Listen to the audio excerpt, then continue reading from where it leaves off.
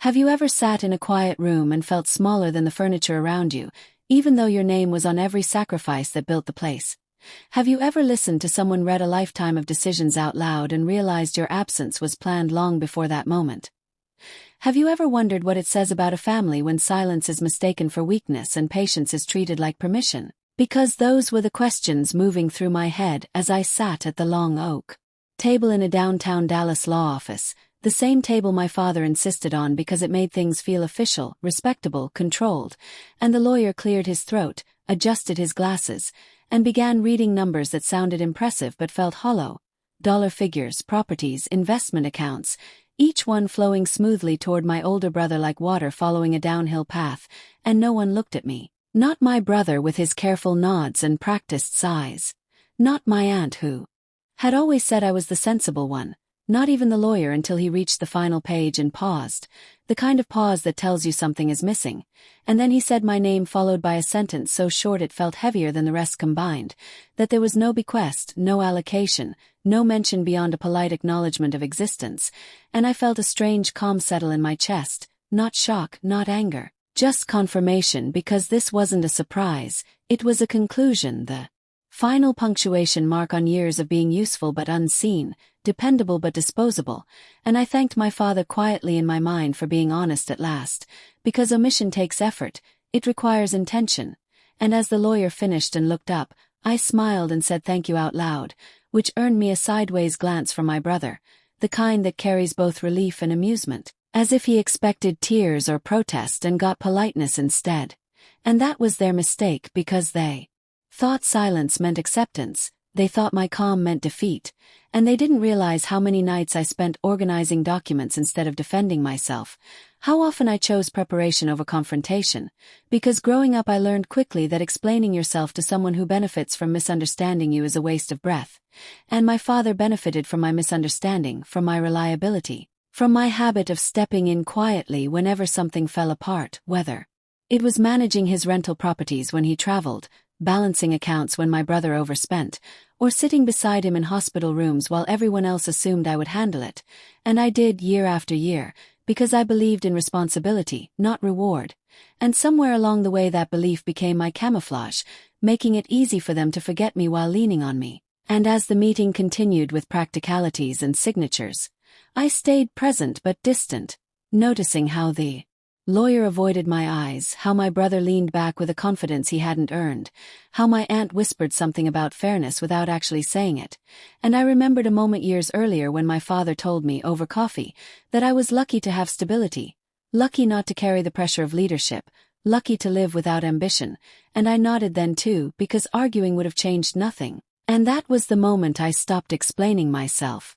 Not because I didn't care, but because I finally understood the rules of the room, that value was measured by visibility, not contribution, by assertion, not consistency, and I chose a different measure, one that didn't require applause, and sitting there now, listening to my inheritance described as absence, I felt oddly grateful because clarity is a gift, even when it hurts, and this was clear, unmistakable, final. And before the lawyer could gather the papers, before my brother could stand and offer condolences that would have sounded like charity, I spoke, not loudly, not emotionally, just enough to redirect the room, and I said that before we closed everything, there was something I needed to confirm, something small but important, and the lawyer looked at me then, really looked, with curiosity instead of courtesy, and my brother frowned slightly because control hates interruption, and I asked the lawyer if he would mind reviewing one additional document, something my father asked me to keep safe years ago, something he said might matter one day, and the room shifted in that subtle way older people recognize immediately, when certainty gives way to curiosity. And before I tell you what was inside that envelope, tell me where you're listening from and what time it is right now. I want to see how far this story travels. The lawyer hesitated just long enough for my brother to sigh audibly, that familiar sound he used whenever something inconvenienced him, but I reached into my bag calmly and placed the envelope on the table, thick, yellowed at the edges, my father's handwriting still visible where he had written my name and the word later. And as the lawyer opened it and began reading silently, I watched my brother's confidence flicker, just a fraction, the way it does when a man realizes a room might no longer belong to him, and the lawyer cleared his throat again, this time slower, more deliberate, and asked if everyone present was aware that my father had executed a separate trust agreement 15 years earlier, one that transferred ownership of several assets outside the will. And my brother laughed softly and said there must be some mistake because everything was supposed to be straightforward. But the lawyer shook his head and continued, explaining that the trust named a single trustee, me, and that its purpose was to manage and protect specific properties and accounts that my father had described as operational rather than personal, words that meant little to my brother but everything to me, because I was the one who had been managing those operations quietly for years, collecting rent, paying taxes, negotiating repairs, keeping meticulous records because my father hated paperwork but trusted my precision. And as the lawyer listed the addresses, numbers, and balances, I recognized each one instantly. Not from memory but from habit, because I had lived inside those details while everyone else lived inside assumptions, and the room grew quiet in that uncomfortable way where no one knows whether to interrupt or retreat, and my brother finally asked what this meant. His voice sharper now, less amused, and the lawyer explained that while the will governed personal assets, the trust held controlling interest in the income-generating properties, the ones that produced steady monthly revenue, the kind that paid college tuitions and funded lifestyles without drawing attention, and that as trustee I had full authority to manage, distribute, or retain those assets according to the terms my father set, which included a clause that required my discretion, not equal division. And my brother's face changed then, not to anger yet, but confusion, because confusion is what comes first when entitlement meets reality.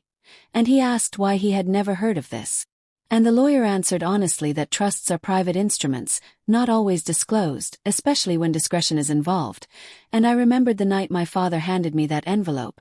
his hands shaking slightly,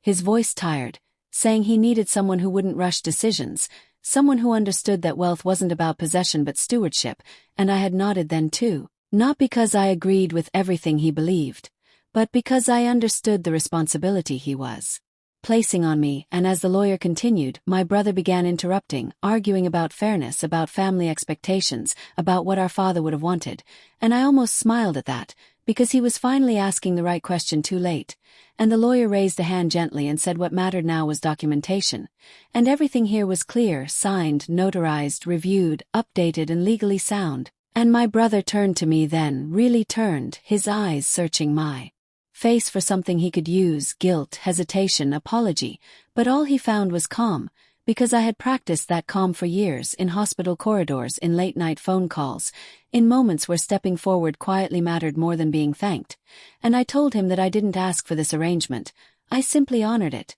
just as I had honored every unspoken expectation placed on me growing up. And that silence fell again, heavier now, and my aunt shifted in her chair, murmuring something about not knowing, about being sorry, and I accepted that too without comment, because apologies offered after outcomes change are more about comfort than accountability. And the lawyer asked if I wished to make any immediate decisions regarding distribution, and I said no, not today, because patience doesn't disappear just because power arrives, and my brother scoffed, accusing me of manipulation, of hiding things, of waiting for the right moment, and I didn't correct him because in a way he was right, but not in the way he meant. I had waited not to take, but to be ready, and there is a difference older people understand deeply, the difference between ambition and preparedness, and as the meeting drew to a close, the lawyer explained next steps, timelines, and legal formalities, and my brother gathered his papers roughly, standing too fast,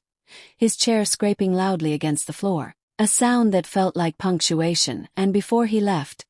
he looked at me and said this wasn't over, and I believed him, not because he was threatening, but because people who lose unearned certainty often mistake persistence for principle, and when the door closed behind him, the room felt lighter, not victorious, just resolved, and the lawyer asked if I was all right, and I told him yes, because I was, for the first time in a long while, and as I stepped outside into the Dallas afternoon, the sun warm on my face, I realized that my father hadn't left me nothing.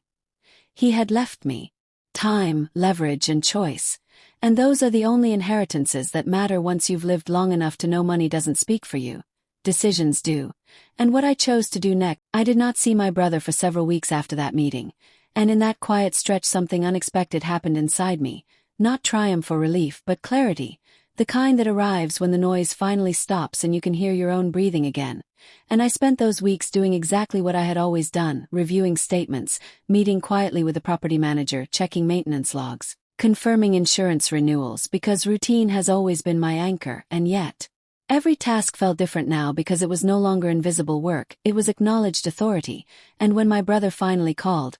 his voice was strained, measured in a way that tried to sound reasonable.